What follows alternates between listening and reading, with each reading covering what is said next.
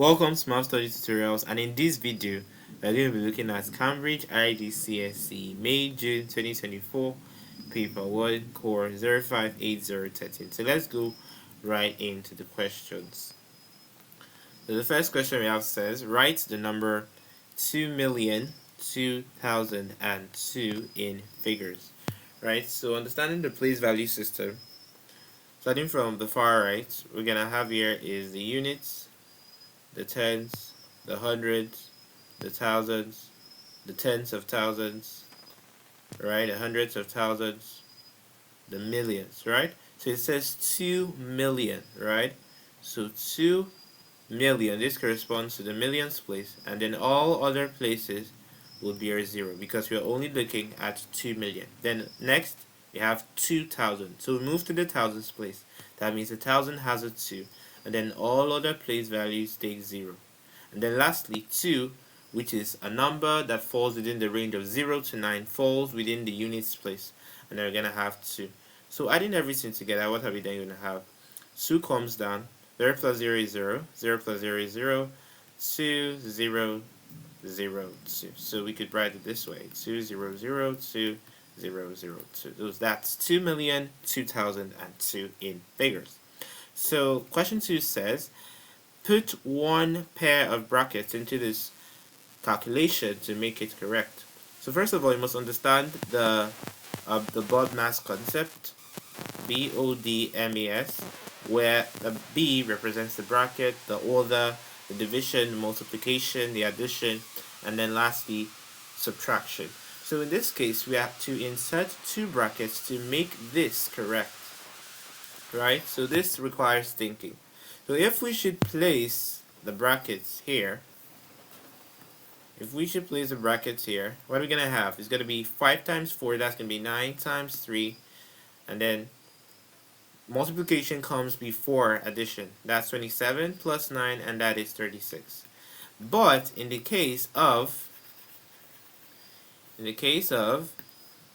putting this over here, we're going to have 5 plus 4 times 3 plus 9 is going to give us 12, right? So that is 12. And then 4, remember multiplication comes before addition. So don't make the mistake of 5 plus 4 and then times 12, right? So 4 times 12 is 48, and 48 plus 5 is going to be 53, right? So it requires thinking. You could just look at what is given to you and see how you could get that result, right? If we have placed the bracket here, you see there's a different result, right? It requires thinking.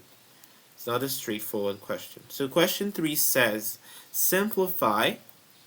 So we've successfully inserted the brackets, right? So let me write the solution clearly before moving over to the next question. So the brackets should actually be inserted here. The 2, it says one pair of brackets, right, to make it correct. So simplify 7x negative 8y negative x negative y. So we then collect the like terms. So we have a 7x, we have an x here, we have an x here. So we have 7x negative x, then negative 8y negative y. So 7 negative 1 is going to be 6. So what are you going to have? You then bring down the x, right?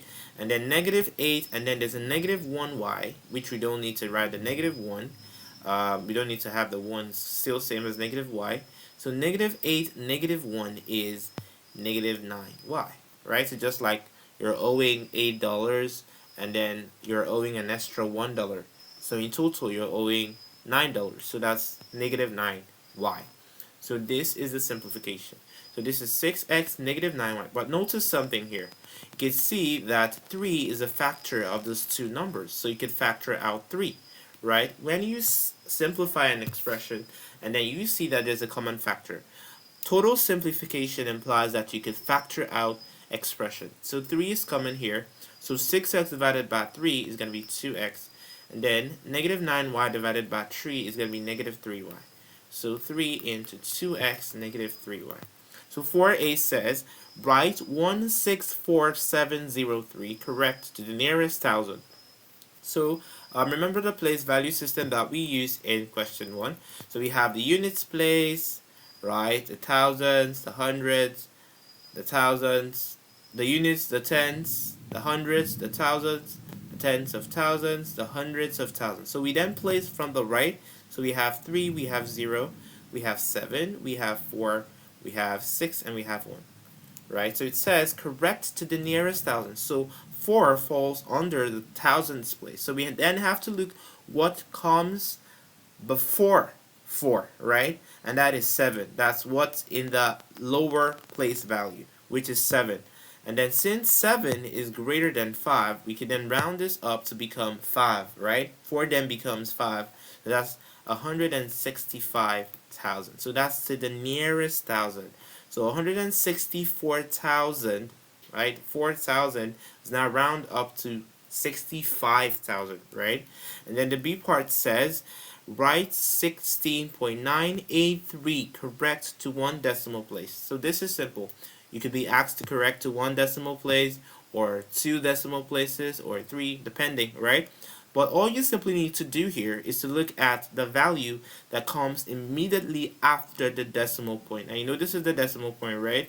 And then you look at the value that comes after that. So we have 16.983. So this is the first decimal place, right? Then we now look at what comes before, right? That's the lower place value, which is 8. So 8 comes after from the left, right? 8 comes after from the left, because moving from the left to the right, 8 comes after 9. So 8, which has a lower place value, is going to round this up to become, since 8 is greater than 5, what happens? We have the right to move 1 over. So 1 plus 9 is going to be what? 10. So we're going to round it 0 and then move over 1. And that's then making 16 to be 17. So this is 17.0. Ensure you write 17.0. Writing just 17 is wrong, right? It says correct to one decimal place. This is a decimal place after rounding, so it's greater than 5 and that, right? So it says write 0.037665 correct to 2 significant figures. So all you simply need to do here is to apply a rule where looking from left to right, you get the first significant figure is the first non-zero digit. The first non-zero digit. So if you're moving from the left to the right, that is from 0.037665, and then you're starting with 0. 0 is treated as insignificant. So we have 0, we have 0. So the first non-zero digit from left to right is 3, right? So 3 is the first significant figure. 7 is the second significant figure. So 0.037665. So we then have to look for what comes after 7. That is from left to right. And that is 6, which has a lower place value, right? And that is 6. So 6 is greater than 5. Right, 6 is greater than 5, so it could then round this up to become what? 0.038. So this is now to 2 significant. These are the 2 significant figures. Do you get that? And please note that if maybe it was something like 0.03758, let's say something like this, and then to 2 significant figures, what's it going to be? Same thing, right? It's up to 5. So if the number involved is up to 5, or greater than 5, then you have the right to add 1 to that tens, right, to that point, depending if it's the first significant or the second or the third, whatever it is. So question 5 says, on the diagram, draw any lines of symmetry. If you've been consistent with the videos that I've been uploading, you would know that I've said that given a shape, the line of symmetry is simply a line that divides the shape into 2 identical halves, and that's simply this line, right? That is simply this line. This is exactly equal to this, right? So it has just one line of symmetry, that's all. But it will be wrong. So I have drawn, I'm still gonna draw that back, right? So it will be wrong saying something like this. Could you see that this part is not equal to this part? You get that? So the only line that divides this shape, which is typically a kite, into 2 equal parts, identical halves, is this line, right? So those are the line, that's the line of symmetry of the shape. So B goes on to say, write down the order of rotational symmetry of this shape. So if it's rotated around 360 degrees, and then you mark a fixed point, how many times is it going to return to that fixed point, right? That's done practically. But I would want to inform you that for regular shapes,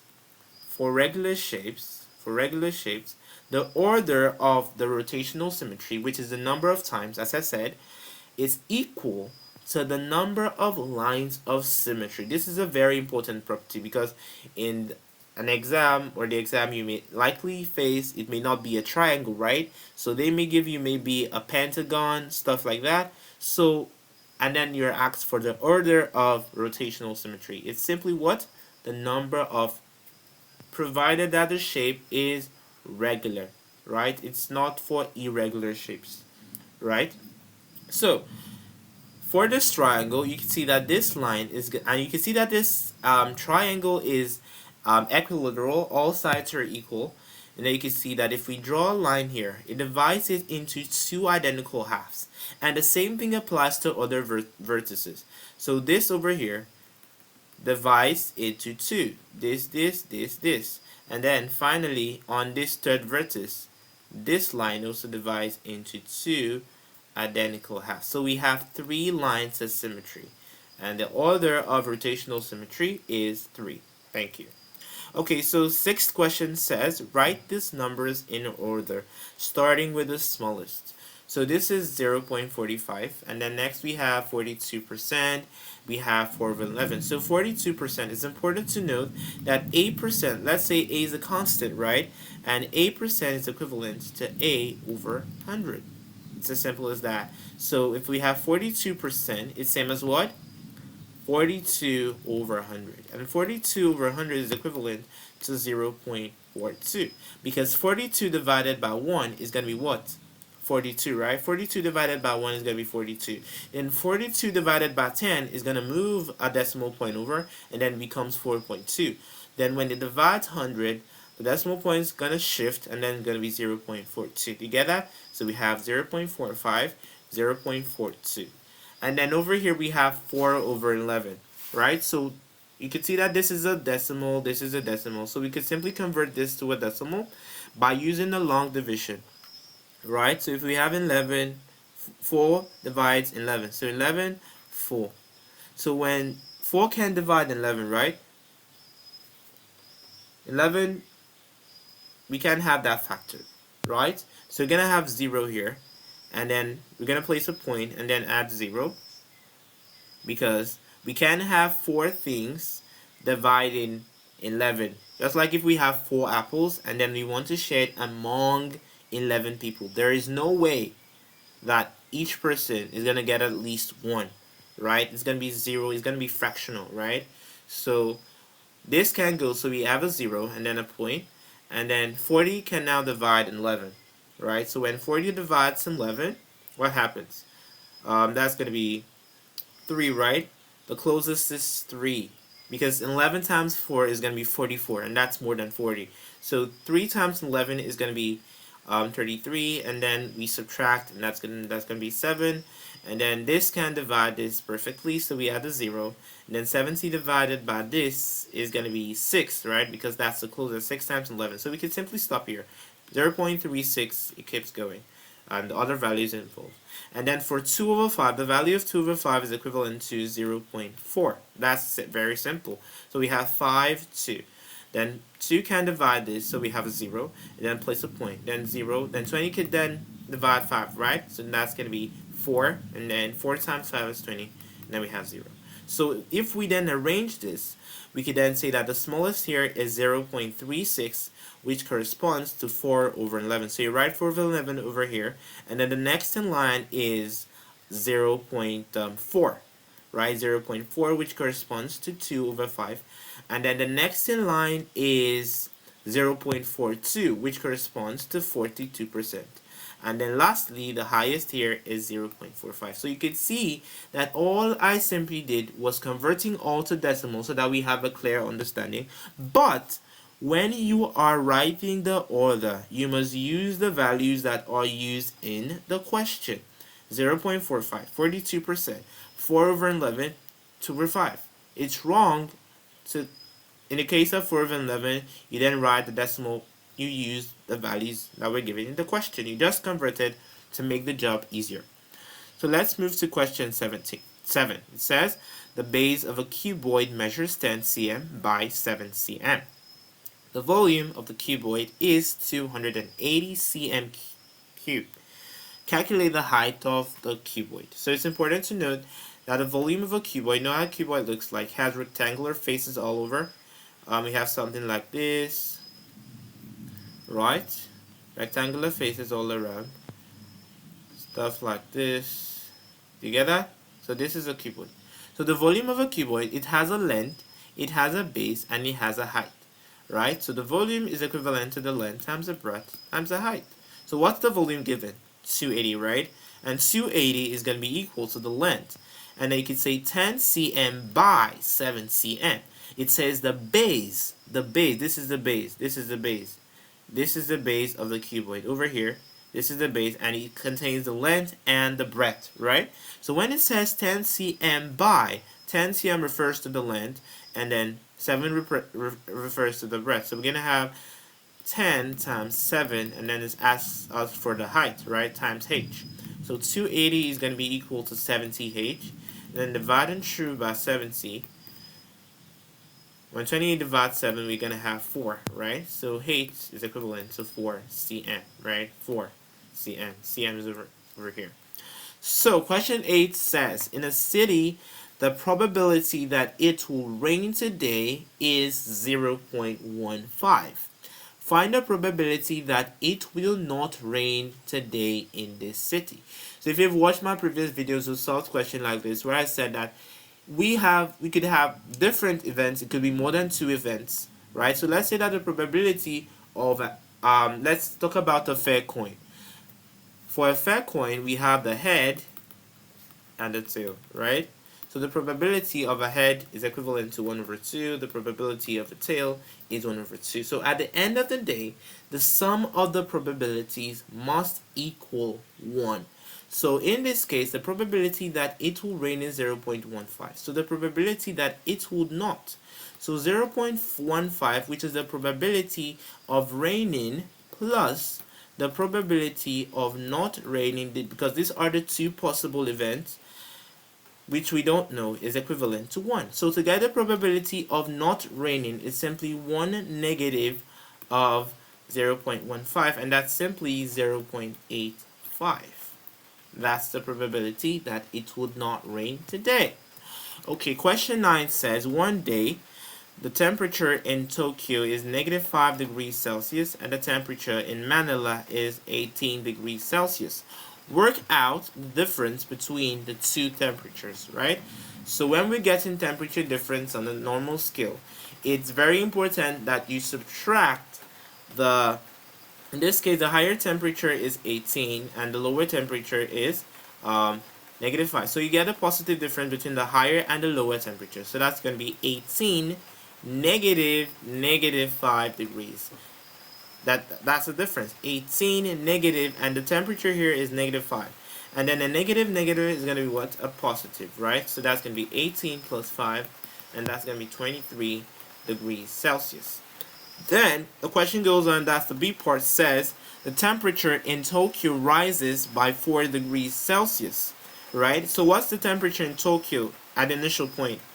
And that is -5 degrees Celsius. So if it rises by 4, that's -5 plus 4, and what's this going to be? So let's say you're owing someone $5, that means that's -5, and then you're now able to pay $4. So how much is left for you to pay? You have $1 to pay, and that is -1, right? -5 plus 4 is same as 5 -4, and that is 1, and then attaching a negative sign, right? Any of that works. Use any of those ideologies. So -1 degrees Celsius. Okay, question 10 says, these are the first 4 terms of a sequence, 3, 10, 17, 24. And it says, write down the next term. So if you notice carefully in this sequence, you can see that there's a constant difference of 7, 7, 7. 3 plus 7, 10. 10 plus 7, 17. 17 plus 7, that's 24. So it says write down the next term. So what's the next term going to be? 24 plus 7. And 24 plus 7 is equal to what? That's 31, right? And then II says write down the term-to-term rule for continuing the sequence. So when you see a question like this, it's simply asking you, what do I do in order to get the next term based on what you have seen, right? So you can see that by adding 7, you actually notice that, okay, there's a constant difference of 7. So by adding 7 to each term, we could get the next term. So the term to term rule is simply add 7. Add 7. Or any other word or sentence that implies that we have to add 7 in order to get the next term, right? Okay, the B part says these are the first 4 terms of another sequence. We have 16, 14, 11, and 7. Right, so what do you notice here? Look carefully at the sequence. You can pause the video and look carefully at the sequence. Now, what do you see here? You can see here that the difference between this and this, 16 negative, this is what? Negative 2. This is what? Negative 3. This is what? Negative 4. So this tells us that you have to be really observant. You have to look at the differences between the terms to actually understand the patterns. So you can see that we have a negative 2, 16. Negative 2 is going to give us 14. And then a negative 3 is going to give us 11. And then a negative 4, do you get that? It's going to give us 7. So what's going to happen next? The negative 5 is going to give us this term, and then the negative 6 is going to give us the second, it says the next 2 terms. So 7 negative 5 is equivalent to 2, right? 7 negative 5 is 2. And then if this is 2, we then have to subtract, that's negative 6, that's 2 negative 6, and what's that going to be? 2 negative 6 is the same as 6 negative 2, and that is 4, and then attaching a negative sign, and that's negative 4. 2 negative 6 is negative 4. So those are the next 2 terms of the sequence. So look at sequences, understand the patterns, and then use that to get other sequences. Okay, so let's move to the next question. It says, the diagram shows an isosceles triangle. Find the value of x. So you could see from the diagram given, you can see this 2 stuff over here, representing that this side is equal to this side. This length is equivalent to this length. So, sorry, this length is equivalent to this length. So if here is 36 degrees, for an isosceles triangle, the base angles are equal. So if here is 36 degrees, here is also going to be 36 degrees. And then remember that the fact that the sum of the angles in a triangle equals 180 degrees. So what are we going to have? It's going to be x plus 36 plus 36 is going to be equal to 180, right? So that's going to be x plus 72 is equal to 180. So to get the value of x, we subtract 72 on both sides. So this goes, and we have x equals 180 negative 72, and that's equivalent to 108 degrees, and that is the value of x. Understood? Right? I hope you're enjoying this video. So please do well if you're learning big time from this, so do well to subscribe to this channel and turn on the notification button so that you'll be informed when new videos that relate to stuff like this are uploaded, and so that this channel will continue to grow and get to other people. Okay, question 12 says, the diagram shows a cuboid, and it says on the 1 cm square grid, complete a net of this cuboid. Right, so you could see the cuboid. Remember when I drew a cuboid, right? So it's important you know how these shapes look like. Question 7, right? So it's important you know how these shapes look like. So it says draw the net. So the net is showing you an outline. It's showing you that you have this is the shape, right? And then you're now representing that shape on a flat surface as though you opened every single part up. That's such that if you fold it together, it's going to give you back that shape. Do you get that? So, simple step. you can see here that, remember, this is a 1 cm square grid, so each space is 1 cm, and then this is 2 cm. So you can see here that this stuff over here represents the base, right? You can see here, let's count 1, 2, 3, 4, 5, 6. And what is, you can see here, 6 cm, and then what's the base? 2 cm. So this is the base lying flat. This is the base, 6 and 2, which is what is here. You get that? Then what happened? You can see this face over here. This face, pay close attention. This face over here. So if this face should be laid flat on the surface such that we see the outer, that's the outline, what happens? That means that 3 is going to come down. And what's going to be over here? It's going to be 6. Because if here is 6, then here is 6, and here is also 6. So what are we going to have here? It's going to be simply an addition, this. So I could label this for you. So you can see that here is the 2 cm, 6 cm, right? 3 cm, 6 cm. Do you get that? Now, so you can see it's this face. So let me clean this off so that we could be able to differentiate between the faces. So all I did here is, looking at the faces, we drew the base. We drew the base, and then this side, which if we lie down flat, that is this face over here, this face. So let's look at the next face. So this face, that is looking at this face. So is this face should be brought down. It's going to come down over here. And what's going to happen? What's the height here? That means here is also going to be 3, because the height of this is 3, right? So over here, we're still going to have the same thing. So that's going to be same here. Do you get that? Then let's look at the sides. Let's look at the sides. You can see that this shape has a side. So this side is what I'm looking at right now. So if this side is flattened, that is brought down to the surface, what's going to happen here? So remember that the height of this is 3. So if it lies flat at the surface, this is also going to be 3. And then same applies here. This is 3 cm. This is 2 cm. So if it lies flat, if it's going to lie flat, what's going to happen? This is going to be 3 cm. This is going to be 2 cm. So what are we then going to have? So this goes,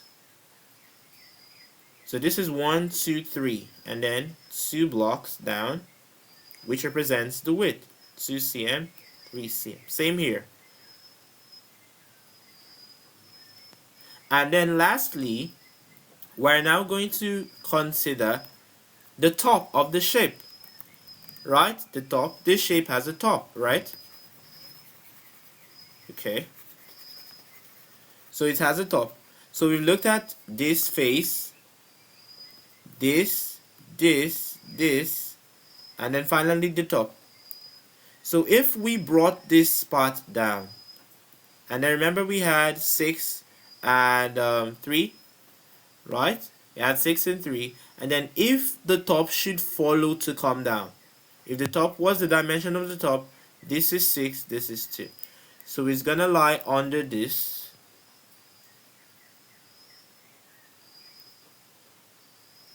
right? And sure, you use your rulers to do this. It's just because this is kind of like a sketch, right? Okay. So such that if we then fold this, right? If we fold this part upwards, it comes up, right? If we fold this part upwards, it comes. If we fold this part upwards, if we fold this, you can now see. If we then fold it, what are we going to have? This.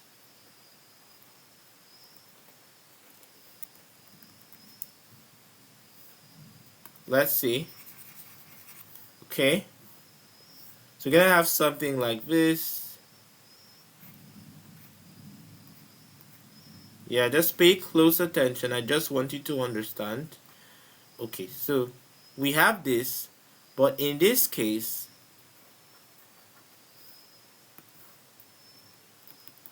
let's say that the top has not been inserted. So after folding everything, this is what we have.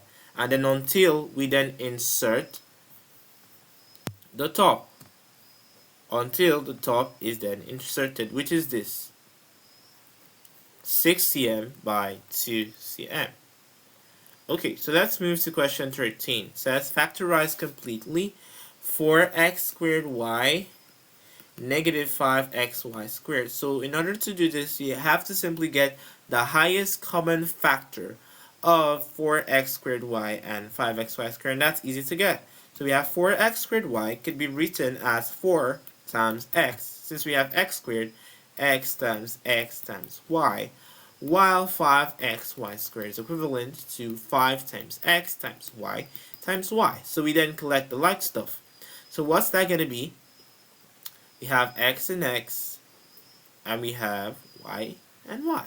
So the product is going to be xy, and that's the highest common factor, right? So xy is going to be factored out because 4 and 5, no common factor except 1, right? So 4x squared y divided by xy is going to give us what? So y cancels y, and then we're left with x squared divided by x is going to be x. So what we're going to have here is 4x. What I simply did is 4x squared y divided by this. And then lastly, we have negative 5xy squared. And when it divides xy, x cancels x. And then y squared divided by y is y. So we have negative 5y. And ensure that if you then expand, you have the original expression. xy times 4x is going to be 4x squared y. And negative 5y times xy is going to be negative 5xy squared. Okay, so let's move to question 14. It says the scale of a map is 1:40,000. 1:40,000. On the map, the distance between two villages is 37 cm. Calculate the actual distance between the two villages. Give your answer in kilometers. Right? So it's important you understand the scale system and the fact that if we have a scale system in the form 1:n, we're simply trying to say that 1 cm represents n cm. So in this case of 1:40,000, that implies that 1 cm on the map represents 40,000 cm actually. That's the actual distance.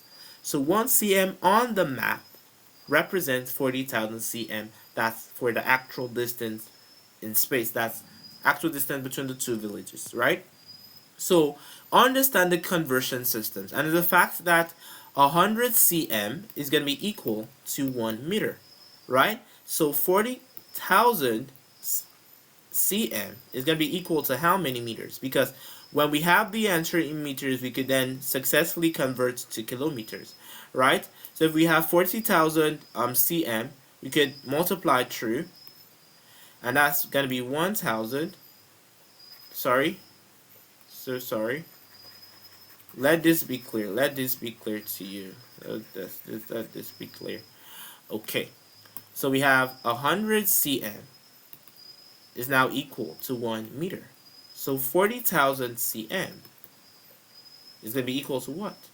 X. Let's call it x. So if we multiply through, that's going to be 100x equals 40,000 times 1. And that's 40,000.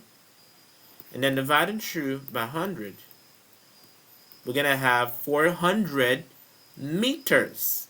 400 meters. So 40k cm is equal to 400 meters. And then if we want to convert 400 meters to kilometers, what are we then going to have? What are we then going to have is going to be 0.4. Because to convert from meters to kilometers, you divide by what? 1,000. Based on the fact that 1,000 meters is equivalent to 1 kilometer. So we divide by 1,000 to convert to that. So that implies that 1 cm, remember that 1 cm represents 40,000 cm. And we've gotten that 40,000 cm is what? 0.4 kilometers after dividing this by 1,000. So if 1 cm represents 0.4 kilometers, then you then say, okay, 37 cm represents what? So if 1 cm should represent 0.4 kilometers, then 37 cm represents, let's call it y.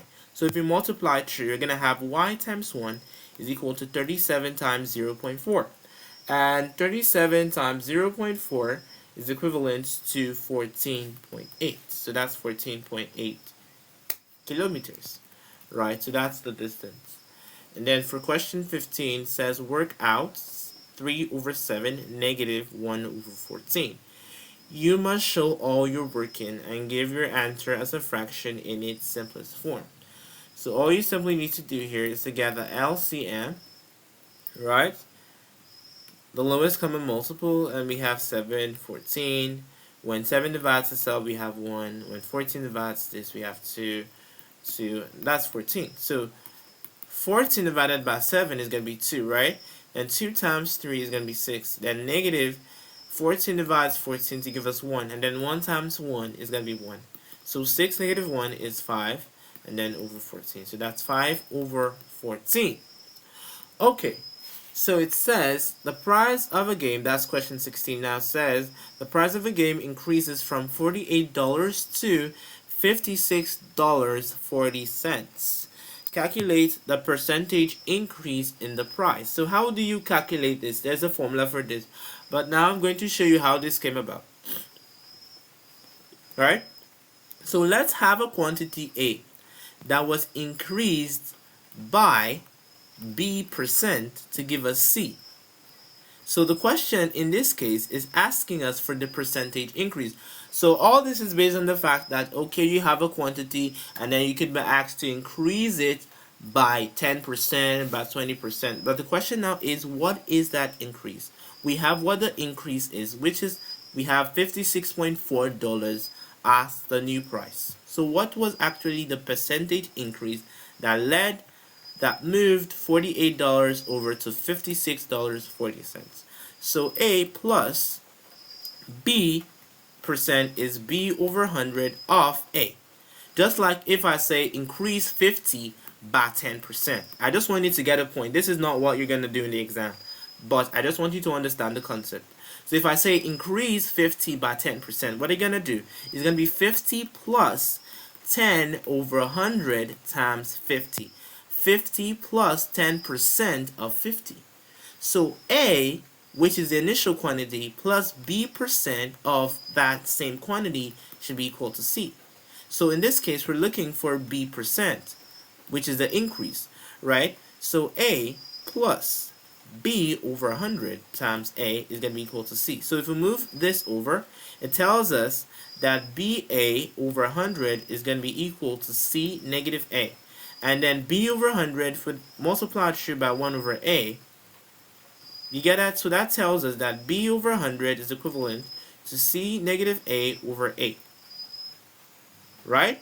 And then remember we're looking for B. So we're going to multiply through by 100. So multiplying through by 100. So that now tells us that the percentage increase in price is equivalent to the new price, which is C after the increase, right? After the increase. And then negative the original, then all over that original price. So do not make the mistake of saying new price negative original over new price. That's wrong, right? So let's solve that right now. So over here, you don't have to go through this in the exam. I just wanted you to get it, understand the concept, and so that you would not forget it, right?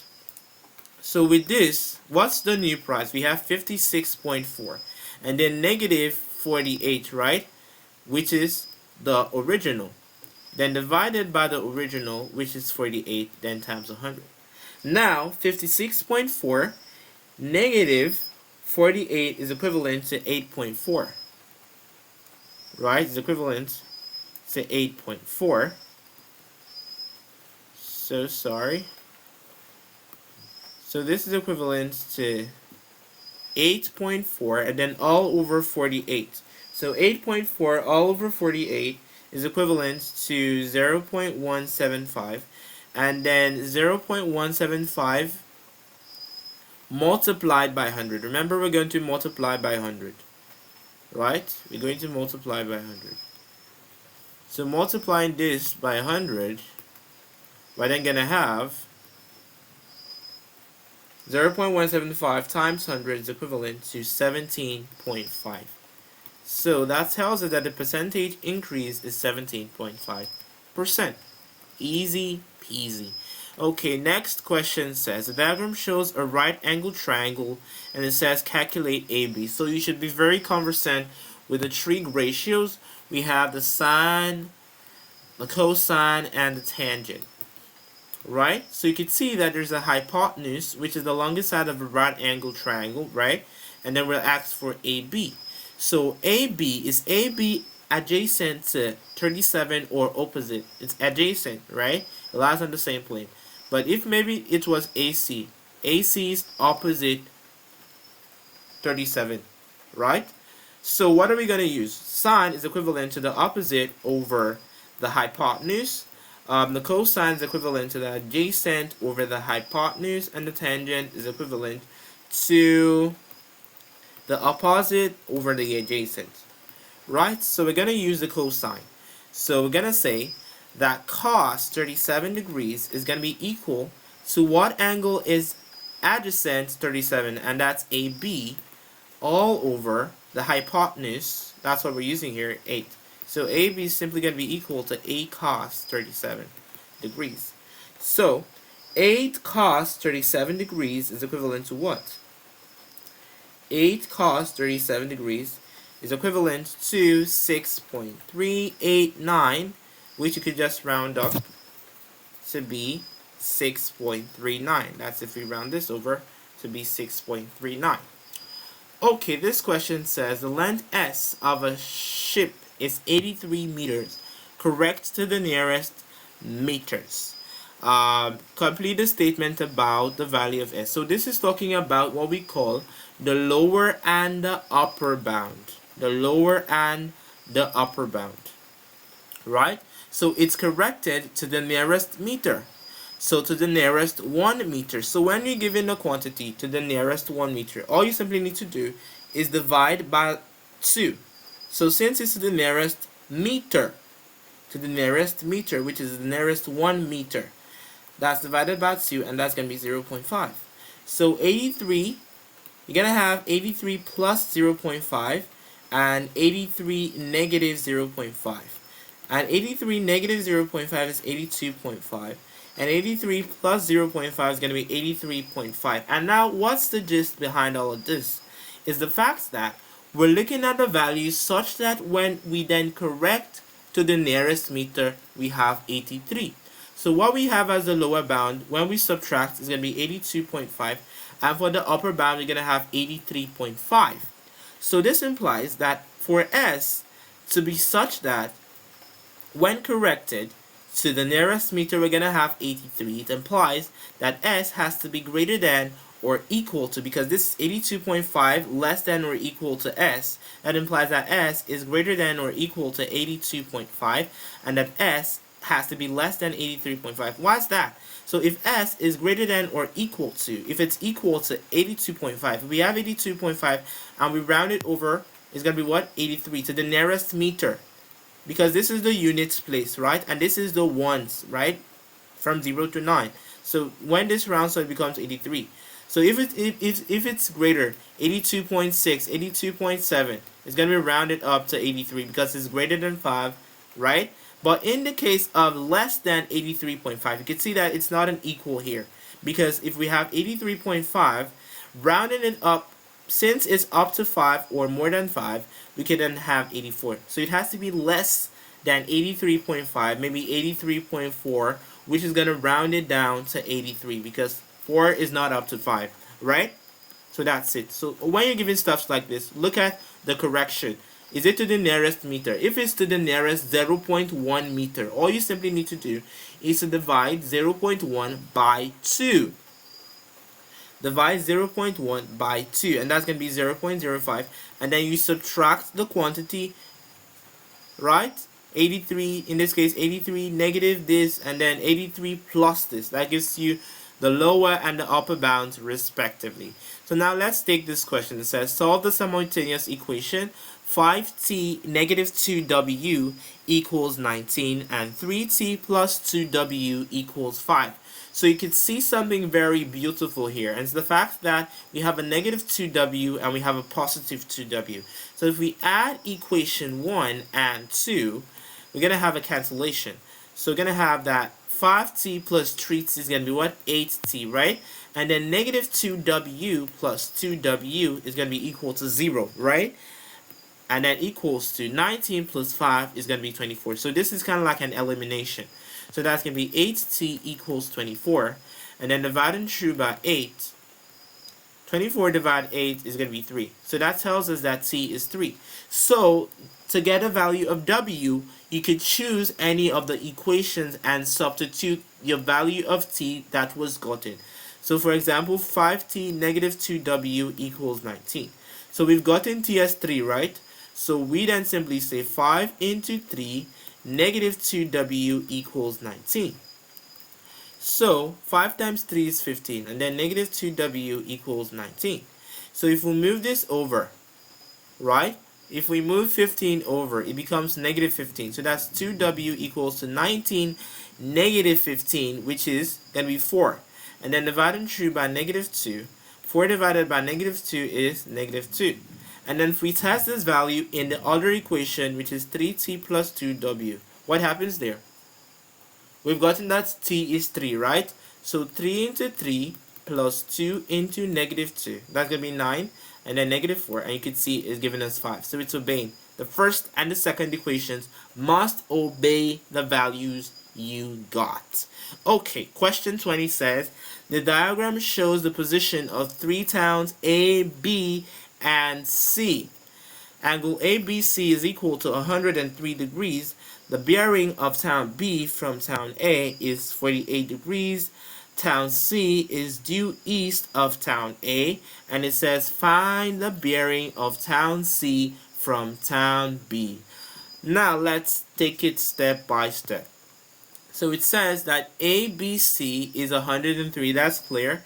And then the bearing of town B from town A. So starting from the north, the bearing of town B from A down to B, right? So from A. So what we have here is 48 degrees, simple. Now, it's important to note that this is equivalent to 90 degrees, right? This angle over here is 90 degrees. And why is that? The question says that the town C is due east of town A. And you can see that because according to the cardinal system, we have the north, we have the east, we have the west, and we have the south. So A is over here. So C is due east of A.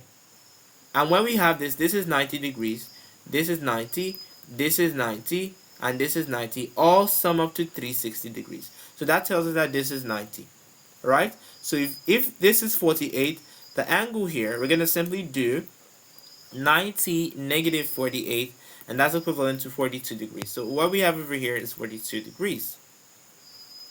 So sorry about that. Okay, so what we have here is 42 degrees. So then, the question is then saying, find the bearing of town C from town B. So from B, look at the north direction. So from B, town C from B, tracing from B down to C. So we're looking for this angle. Let's call it X. So town C, this leads to C, but from B.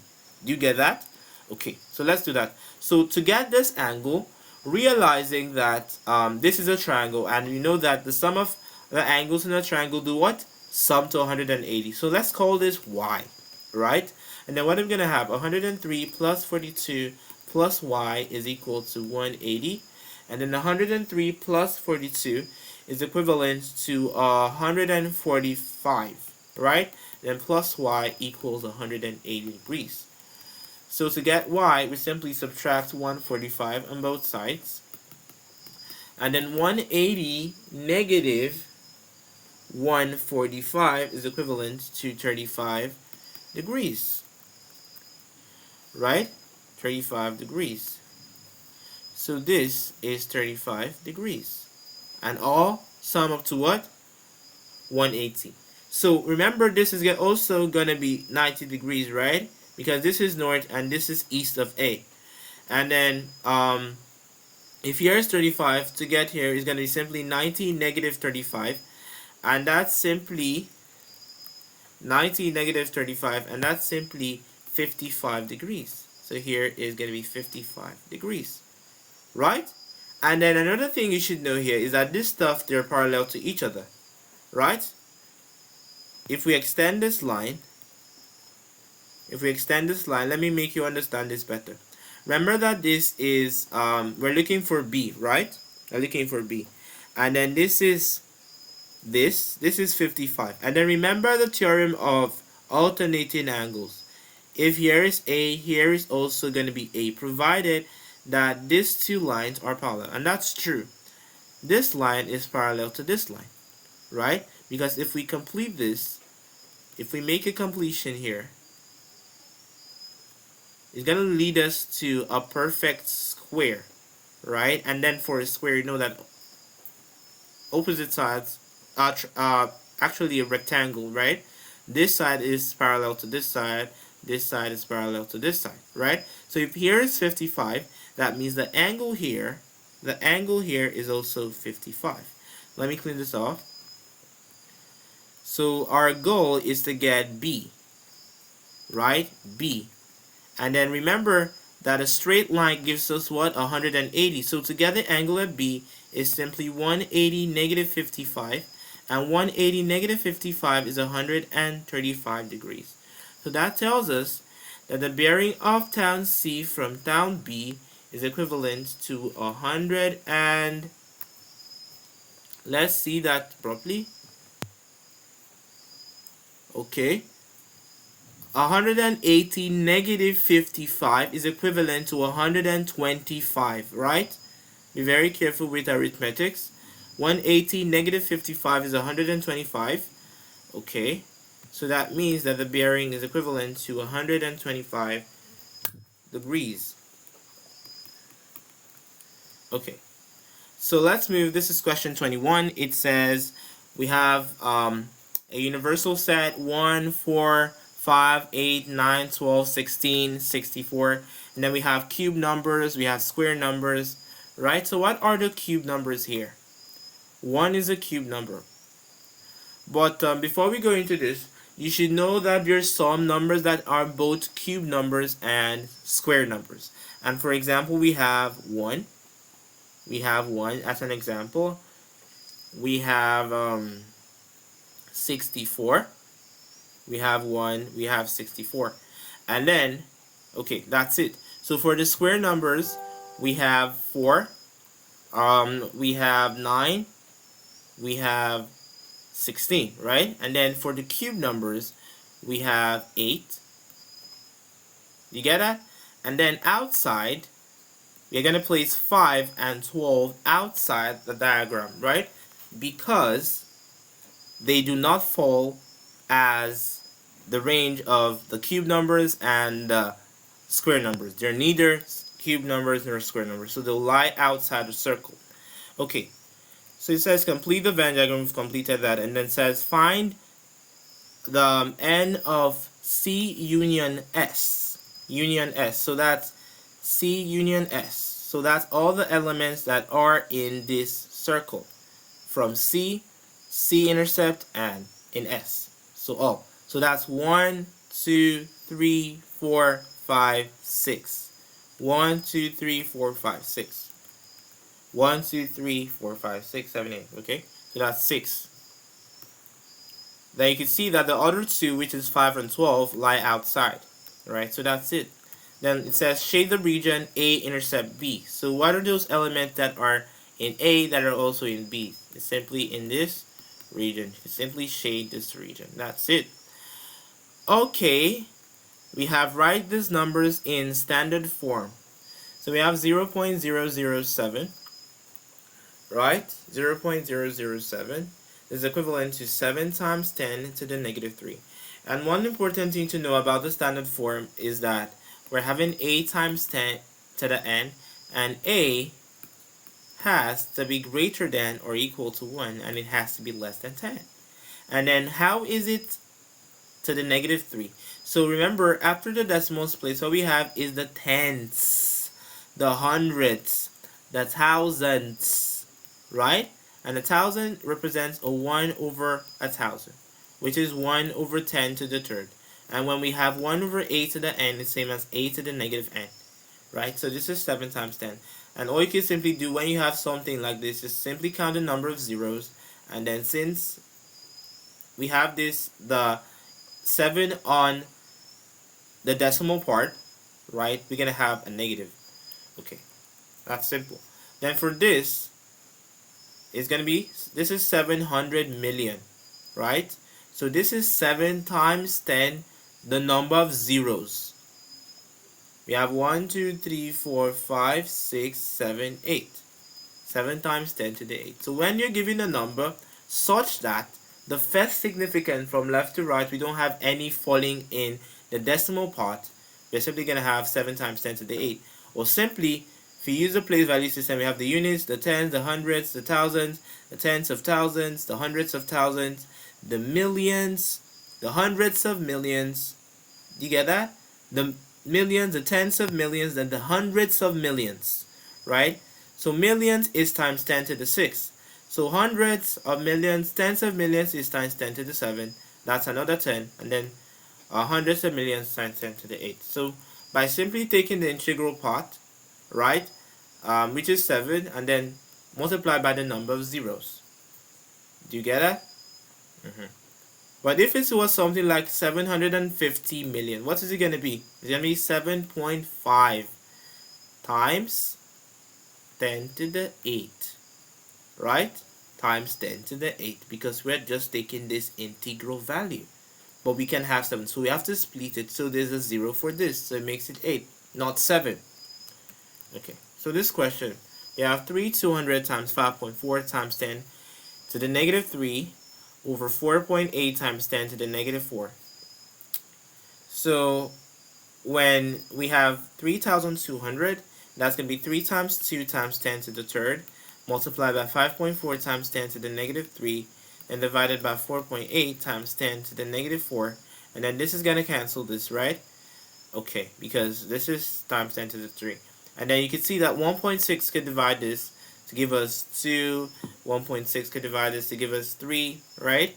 Okay, and then 5.4 divides 3 to give us 1.8, and 2 times 1.8 is 3.6. And then remember, we still have a 10 to the negative 4 aside, right? So if this comes up, it becomes 3.6 times 10 to the 4, because remember that 1 over a to the n is a of negative n. So 1 over a 10 negative 4 is equivalent to 10 of the negative of negative 4, right? And that is 3.6 times 10 to the 4th power. Then, lastly, in this series, we have the diagram shows a spherical tank with radius 0.5 meters and a cylindrical jug with diameter 24 cm and height 32 cm. It says the tank is full of water. The tank is full of water. Calculate how many times the jug can be completely filled from the tank. So what we simply need to do here is to get the volume of this spherical tank, and the formula has been given. We have 4 over 3 pi r cubed. So that's 4 over 3 multiplied by pi multiplied by the radius, which is equivalent to 0.5 meters, right? So that's 0.5 to the 3rd power. Okay, so you can keep that aside. And then this is the volume. The question is saying how many times does a jug have to be filled with water? Can the jug be completely filled? So this is the jug, the cylindrical jug. And what's the volume of a cylinder? Very important. It wasn't given, right? It's pi r squared h. Pi r squared h. Right? But you can see that the dimensions of the cylinder are in cm. We have to convert it to match the system of, that's the unit system of the tank, right? So 32 cm to meters is simply dividing 32 by 100, right? And that's going to be 0.32. Then 24 cm to meters is going to be 0.24. Okay, so that tells us that the height is equivalent to 0.32. Remember, this is the height, and then remember, this is the diameter, right? The diameter is 0.24, and remember that the radius is the diameter divided by 2. So 0.24 divided by 2 is going to be 0.12. So you show that in your calculation that the radius is going to be 0.24 divided by 2, which is 0.12, and that the height is 0.32. So that's going to be pi times the radius, which is 0.12 all squared, multiplied by 0.32. So now this is the volume of the cylindrical jug. So to get the number of times, this is the volume of the spherical tank. It's simply going to be 4 over 3 times pi times 0.5 to the third divided by the volume of the cylinder, so that we know the number of times, so that we have this, right? That's pi multiplied by 0.12 squared times 0.32. So this pi cancels this pi. So that's going to be 4 over 3 multiplied by 0.5 to the third, right? 0.5 to the third, and then divided by 0.12 all squared, divided by 0.12 all squared, and then multiplied by 0.32. And if you evaluate that, that's going to be equal to 36.1689. Keeps going. So it says the number of times, right? So if we round this to the nearest whole number, we have 36. So approximately 36 times. 36 times. We have to, the jug can be completely filled with water from the tank, right? Because this is pi r squared h. So it comes to take volume from this. So how many times? 36. So 36 of this is going to make the spherical tank, right? Based on the volumes. Thank you so much for watching this video. Once again, if you've not subscribed to this channel, please do well to subscribe and turn on the notification button so that you'll be notified when new videos like this come up, right? Thanks once again. Have a nice day. And also, please, if you're in need of private one-on-one tutoring or group sessions, do well to check the description section and book a session. Thanks once again, and have a nice day.